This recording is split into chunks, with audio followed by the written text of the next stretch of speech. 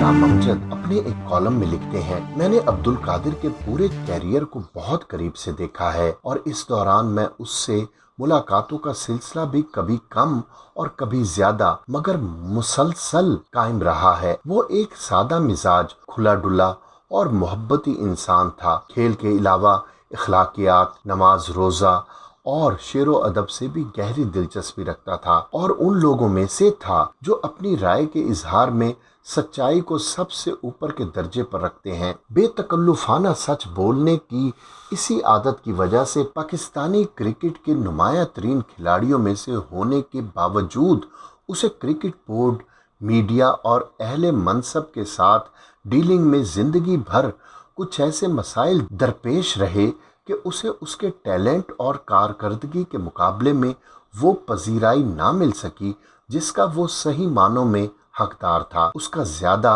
नाखुशगवार असर उसके बेटों के क्रिकेट कैरियर पर पड़ा कि उन बच्चों को बासलाहियत होने के बावजूद आगे बढ़ने के वो मौके ना मिल सके जो उनका हक था और उनके साथ कमोबेश वही सलूक हुआ जो जावेद मियांदाद के भांजे फैसल इकबाल को बर्दाश्त करना पड़ा कि बदकिस्मती से हमारे बहुत से खिलाड़ी जो आगे चलकर इंतज़ामी ओहदों पर फाइज हुए वो अपने ज़ाती इख्तलाफात का गुस्सा इसी तरह के मनफी हरबों से निकालते रहते हैं। ये बात इसलिए दरमियान में आ गई कि ये रवैया आज भी किसी न किसी शक्ल में जारी व सारी है और देखा जाए तो आलमी रैंकिंग में पाकिस्तान की तनज़्ज़ुली और खिलाड़ियों की मामूली परफॉर्मेंस के कुछ डांडे इससे भी जा मिलते हैं। अब्दुल कादिर हर एतबार से एक गैर मामूली तौर पर कामयाब सेल्फ मेड इंसान था। उसने अवामी गुलूकार अताउल्ला ईसा खेलवी की तरह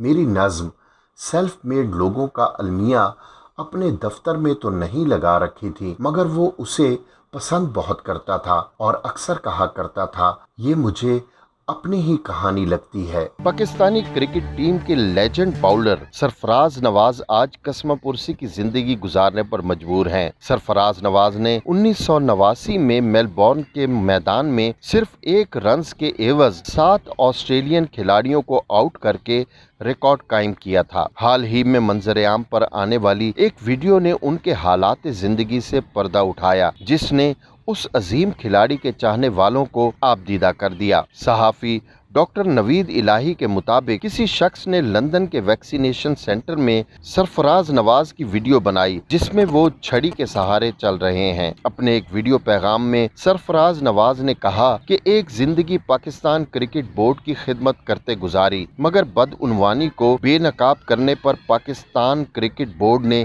आज मेरी पेंशन रोकी हुई है। मुझे स्टंट डले हैं जबकि मैं शुगर का मरीज भी हूँ। इन हालात में मेरी मदद करने की बजाय ये लोग मेरे दुश्मन बने हुए हैं। सरफराज नवाज ने कहा कि मैंने पाकिस्तान क्रिकेट बोर्ड में जुए और बदउनवानी की निशानदेही की थी। मेरी निशानदेही करने पर वहां कुछ बाअसर अफराद को मुअत्तल भी किया गया था मगर उसके बाद मेरी पेंशन रोक दी गई जिस पर मैंने इस्लामाबाद हाई कोर्ट से रुजू किया। एहसान मानी ने मुझसे वादा किया था कि वो मेरे मामले को मेरिट पर देखेंगे। एहसान मानी ने तीसरे शख्स के जरिए मुझे पैगाम भिजवाया कि हम आउट ऑफ कोर्ट मामला डील कर लेते हैं जिस पर मैंने उन्हें ख़त लिखा कि मैं आउट ऑफ कोर्ट मामला सेटल करने को तैयार हूं। मगर अब एहसान मानी के वकील की जानिब से ख़त आया है कि आप पहले माफ़ी मांगें, अदालत से अपना केस वापस लें, फिर आपके मामले को देखते हैं। सरफराज नवाज ने कहा कि मैंने अपने वकील से मुशावरत की जिस पर मेरे वकील नईम बुखारी ने मुझे मना कर दिया कि केस वापस लेने के बाद अगर ये लोग मुकर गए तो हमारे पास कोई प्लेटफॉर्म नहीं बचेगा। सरफराज नवाज का कहना है कि मैं माफ़ी किस बात पर मांगूं?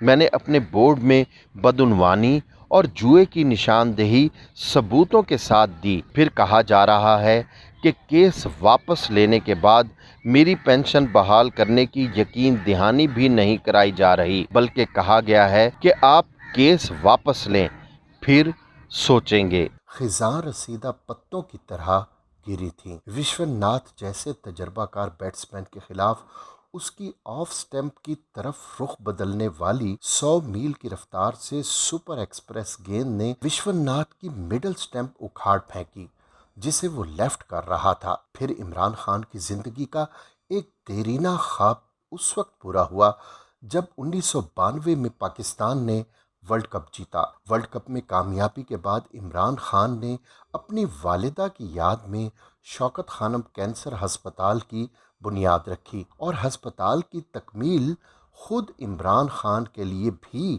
حیران کن تھی۔ ملک بھر سے جس طرح ہسپتال کی تعمیر کے حوالے سے عطیات کی بارش ہوئی، وہ بھی عام لوگوں کی اس سے والہانہ محبت کا اظہار تھا۔ زندگی کے ہر شعبے سے تعلق رکھنے والے نوجوانوں نے، یہاں تک کہ اسکول کے بچوں نے فنڈ ریزنگ میں حیران کن کردار ادا کیا۔ عمران خان نے نمل یونیورسٹی کی بنیاد رکھی۔ صحت اور تعلیم کے حوالے سے یہ عمران کے وژن اور عزم کی علامت بن گئے۔ پھر انہوں نے کرپشن کے خاتمے اور انصاف کی فراہمی کا نعرہ لگا کر سیاست میں قدم رکھا۔ سیاست میں ان کا سفر بھی کرکٹ کی طرح نشیب و فراز سے گزرا۔ آج وہ ملک کے وزیر اعظم بن گئے ہیں اور سب سے بڑھ کر ملک کو ریاست مدینہ بنانے کا خواب دیکھ رہے ہیں، لیکن اس کی تعبیر پانے کے لیے خلفائے راشدین کی زندگی پر نظر ڈالنی ہوگی، سادگی اور عاجزی کو اپنانا ہوگا۔